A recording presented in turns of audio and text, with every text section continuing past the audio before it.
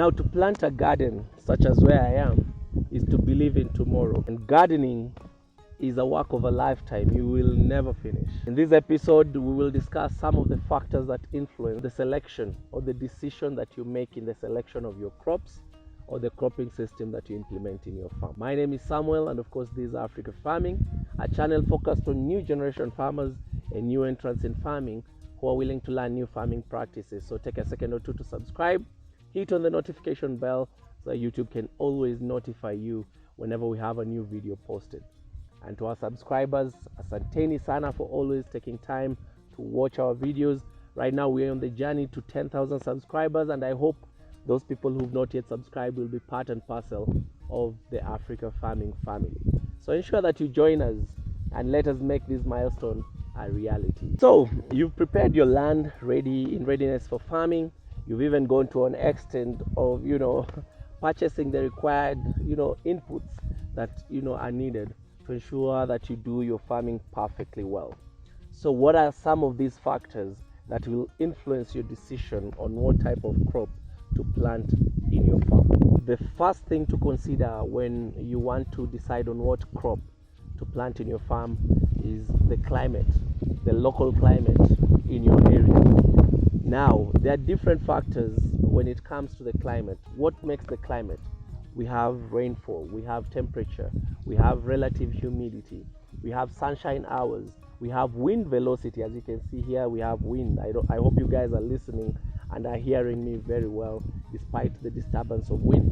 So wind velocity is part and parcel of your climate, your niche climatic condition. So all these factors will influence the type of crop that you plant in your farm.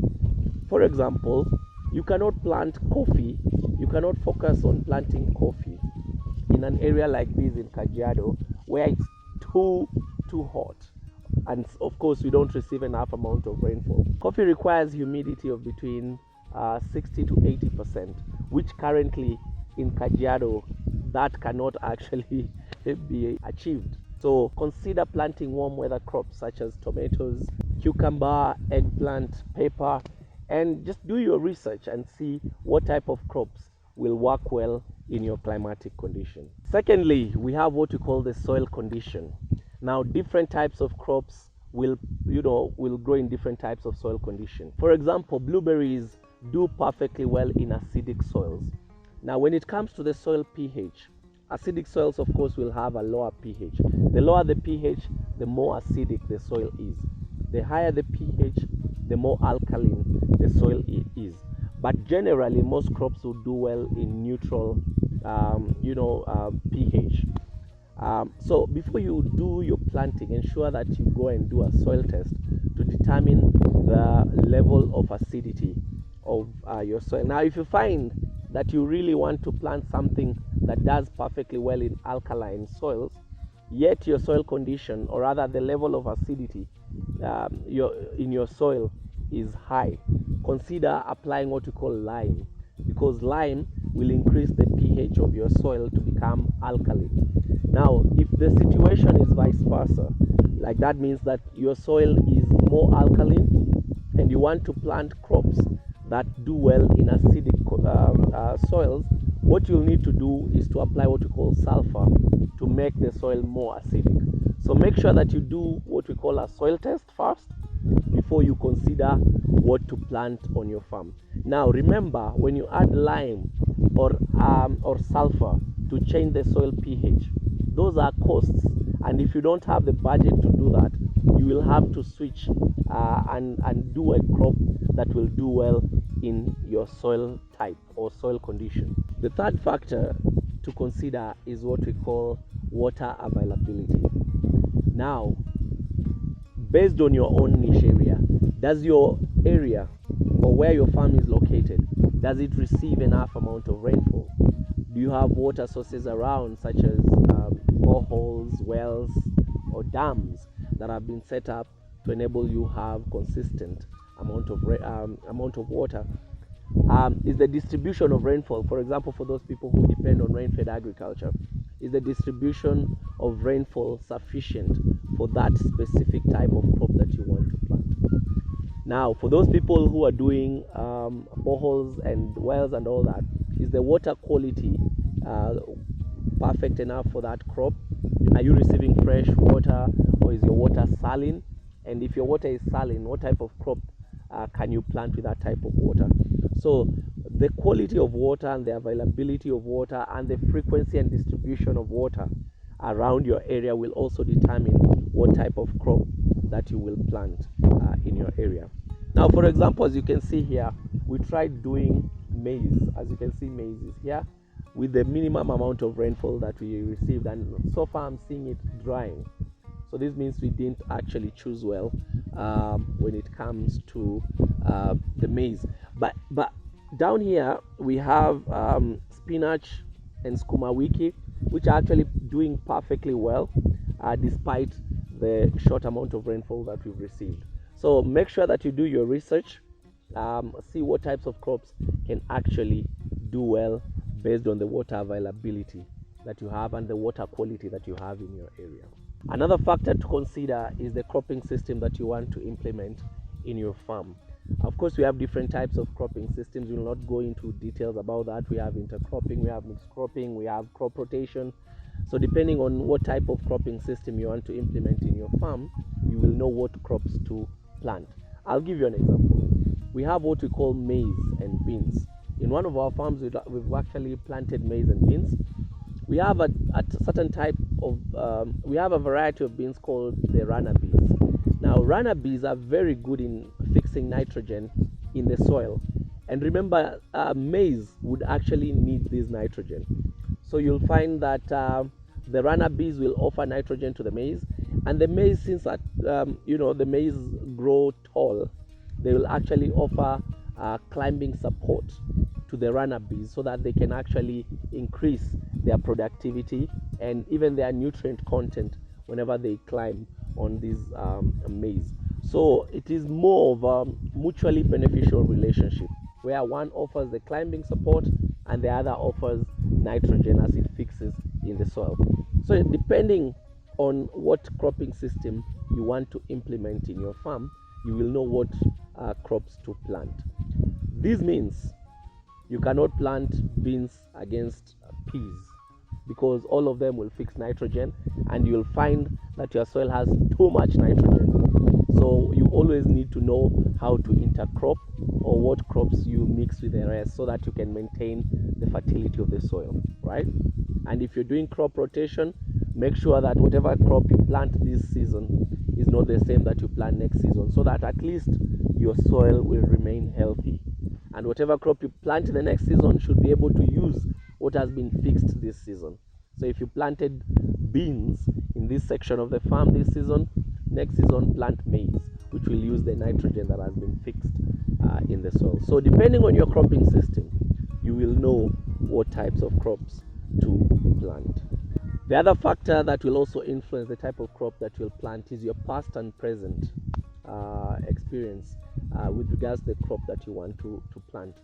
Now, sometimes it's also good to ask neighbors around and friends. Just go to them and ask, especially if you're new to that area. You've bought your farm and you want, for example, to plant maize. Go ask your neighbor, does maize do well around this area?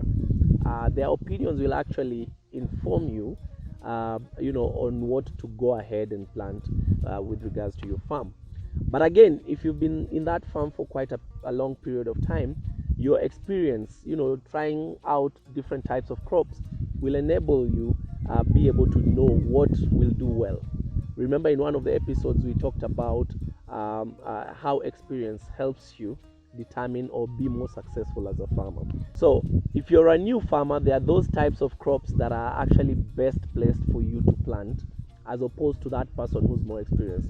There are crops that need experienced farmers because they are very difficult to sustain to the end. But as a new farmer, you might consider planting those that are easy for you, such as celery, melons, etc., that do not really require, a lot of experience or expertise as a farmer. Now, the other factor to also consider that will actually help you choose what type of crop to plant is the expected profits vis-a-vis the risks involved. Now, I'll give you an example. There are those crops that are high risk to plant. Just going by the previous point that I tried to bring, that there are crops that will need experienced farmers, and these crops are actually hard to grow, even for those experienced farmers, but their returns are actually very high. So you have to weigh what are the risks involved in planting that type of crop. An example is this Japanese plant called wasabi. Just go and Google wasabi. Wasabi is one of the most difficult crops to plant.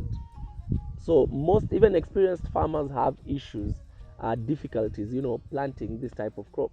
But for those people who are successful in planting wasabi, always make immense returns.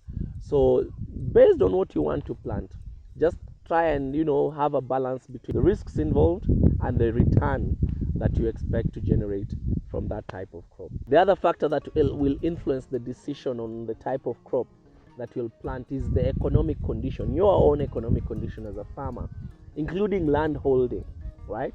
For example, if you want to be a large-scale coffee farmer and you have a quarter an acre, to be honest, you can't do that. So also your economic condition will enable you choose what type of crop to plant. Do you have the skill set? If you don't have the skill set, can you employ someone with that skill set to be able to work on this crop that you want to plant? What are the tools that are required? Do you have them? If your crop needs some sort of mechanization, are you able to afford that? Another factor, which also is one of the main factors you should consider when you're choosing the crop to plant, is the market demand. Without demand for your crop, there is no need to plant them. You must have a market for your crop, especially once they are grown, to be able to know where to dispose them off. Otherwise, you'll be left with a whole farm with your products with nowhere to sell. The other factor is you also need to look at government policies and schemes that influence a lot of things when it comes to agriculture. I'll give you an example. When you go to a place like Jamaica, you are able to plant weed or bang because government policies facilitate the growth of bang. But in Kenya, you cannot be able to do that. So of course, bang is out of the question. So you will find that in Kenya, that will not be possible unless you guys decide to vote for Wajakoya as the president. But since he's not the president, weed is out of the question. So government policies will also influence, and schemes will also influence the type of crop you plant. There are those crops, like for example this year, government subsidized the cost of maize and also fertilizer. So looking at those policies and schemes, you're able to know, can I plant maize this year because the government has subsidized the cost of maize seeds? So you have to also consider the policies that your own government puts in place with regards to the different types of crops that are available for planting. Now finally, the last thing to consider, the last factor that will influence the type of crop to plant, is the post-harvest storage facilities and also the processing that is required for your crop. Now there are those crops that will really need post-harvest storage, such as maize. When you plant maize and you harvest, you need to have a store somewhere. So do you have those storage facilities that are required for the type of crop that you want to plant? If you don't have, there are of course those crops that do not need really storage. For example, if you do skuma wiki and spinach, these are things that your customers will just come and harvest as they pick within the farm. So depending on your facilities at the farm, if you have a perfect storage facility, then go ahead and do crops that will require post-harvest storage. Even in terms of value addition and processing, there are those crops that will need processing after harvesting. Do you have those facilities within your farm, or are they within your reach?